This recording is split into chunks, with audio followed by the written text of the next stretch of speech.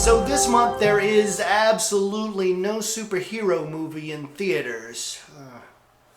Oh, but there is a dinosaur movie though! Jurassic World Fallen Kingdom is the latest in the Jurassic Park franchise, a series of exciting and scientifically dubious movies based on a novel by Michael Crichton that was slightly less scientifically dubious. And to be clear, I do know that birds are classified as dinosaurs in modern taxonomy. Throughout this video, I am speaking specifically of non-avian prehistoric extinct species. Of course, scientifically dubious dinosaur facts is what comics are all about. But let's talk about the history, not of dinosaurs, but of the pop culture of dinosaurs. Between 1824 and 1832, the first dinosaur fossils that were recognized as such were discovered, species now known as Megalosaurus, Iguanodon, and Hylaeosaurus, and within a few years, in 1842, paleontologist Richard Owen coined the word dinosaur, thereby creating an entirely new field of biological science. Discoveries of new fossils, especially of new species, were exciting both to academia and the general public, and this culminated in the Bone Wars, less commonly but more interestingly called the Great Dinosaur Rush. Two rival paleontologists, Edward Drinker Cope of the Academy of Natural Sciences and Othniel Charles Marsh of the Peabody Museum of Natural History, were ruthlessly trying to outdiscover each other, digging and unearthing new dinosaurs at an amazing rate. They bribed, they stole, they sabotaged one another's discoveries, and more importantly, they lied, falsifying discoveries and exaggerating claims, leaving integrity behind as they sought a level of celebrity scientists rarely achieved. Between them, though, despite their underhanded tactics, they legitimately discovered 136 species of dinosaur, and although the Great Dinosaur Rush ended, public interest in prehistoric beasts never did. We see dinosaurs in pop culture as early as Charles Dickens, who mentioned Megalosaurus in his novel Bleak House. 1914's animated Gertie the Dinosaur amazed audiences, and early cinema used stop motion to bring dinosaurs to life in such films as the silent movie Brute Force and 1933's King Kong. One of Sherlock Holmes creator Arthur Conan Doyle's later novels, The Lost World, invented the concept of the hidden land of prehistoric beasts, and comic strip Alley-Oop practically invented the concept of cavemen using dinosaurs as beasts of burden and household pets. And this would continue from TV's The Flintstones and The Land of the Lost to movies like Disney's Fantasia and The Land Before Time. You'd have dinosaurs as protagonists, dinosaurs as monsters, dinosaurs as advertising gimmicks. Every medium from paperback fiction to video games had dinosaurs, including comics. Jumpin' Jupiter! Those critters seem to be a throwback to prehistoric times. Billy, I have a new pet! I bet you can't guess what it is. A dog? A cat? A monkey? It's a baby dinosaur. I'll call him Dino for short. Simmer down, gents. Mortimer and I brought you back a whole new set. A whole set of dinosaur bones? I know.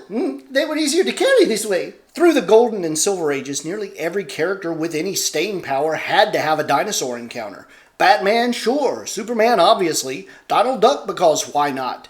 They'd show up in the Old West, the American frontier, outer space. Dinosaurs were a staple. Turok was a notable early character whose world was populated with dinosaurs. A Native American warrior from pre-Columbian America, Turok and his brother Andar became trapped in a dinosaur-infested canyon, geologic eras after the extinction event that wiped dinosaurs out in the real world. He first appeared in the 1950s in Dell Comics 4-color, graduating to his own book, which ran 29 issues and has since been published by Valiant Comics, Acclaim, Dark Horse, and Dynamite Comics. And beyond that, he's been the subject of a popular video game series and an animated movie. One of our arrows better find a soft spot because we won't get a second shot at him.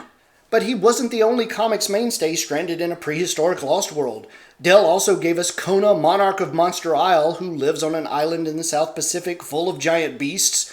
Marvel's KA-ZAR lives in the Savage Land, a tropical jungle hidden in Antarctica. DC's Warlord lives in Hollow Earth-inspired Skartaris, where dinosaurs are only one of the many threats he constantly faces. And Tor, created by Joe Kubert for St. John Comics, lives in a Stone Age where cavemen and dinosaurs coexist and has, in later years, been published by both Marvel and DC. And Tor was also the first important character to star in 3D comics, a topic I will probably never address. One of the recurring problems with dinosaurs in early comics, though, is a lack of research and horribly uneducated assumptions.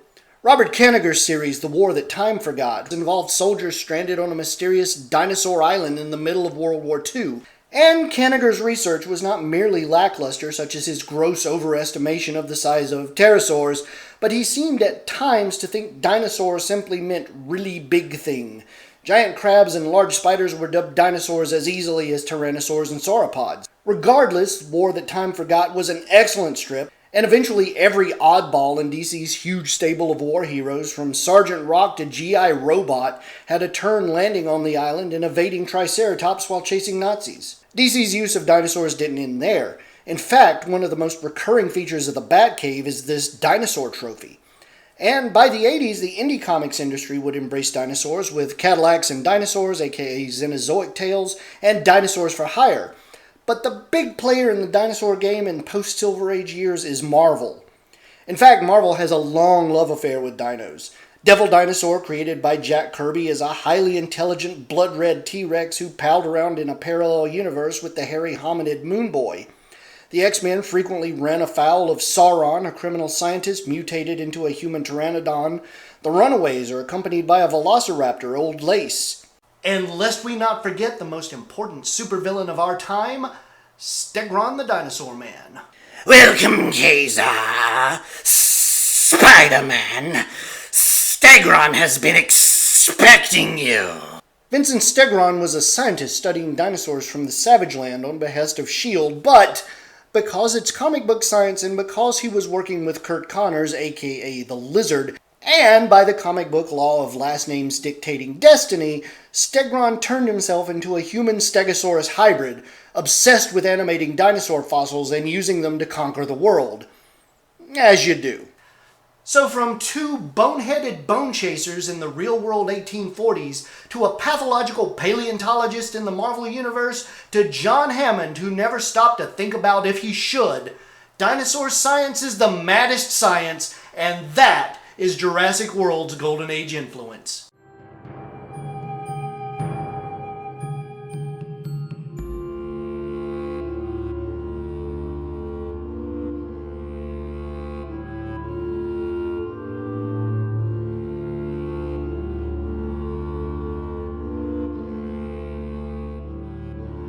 Hi, Billy. I've forgotten Dino the dinosaur. I've got a new pet, a baby gorilla. Oh no.